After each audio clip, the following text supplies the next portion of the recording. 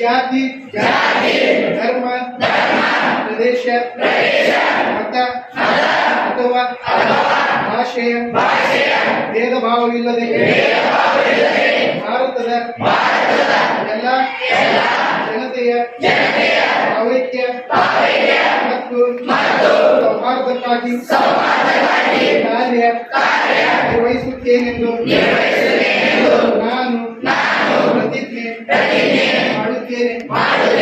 ಅಲ್ಲದೆ ವೈಯಕ್ತಿಕವಾಗಿ ಆಗಲಿ ಅಥವಾ ಸಾಮೂಹಿಕವಾಗಿ ಆಗಲಿ ನಮ್ಮಲ್ಲಿರುವ ಎಲ್ಲ ಭೇದ ಭಾವಗಳನ್ನು ಹಿಂಸಾಚಾರಕ್ಕೆ ಅವಕಾಶ ನೀಡದೆ ಸಮಾಲೋಚನೆ ಹಾಗೂ ಸಂವಿಧಾನಾತ್ಮಕ ಕ್ರಮಗಳ ಮೂಲಕ ಪರಿಹರಿಸುತ್ತೇವೆಂದು ಸಹ ಪ್ರತಿಜ್ಞೆ ಮಾಡುತ್ತೇನೆ. ಈ ಕೈ ಬಿಟ್ಟು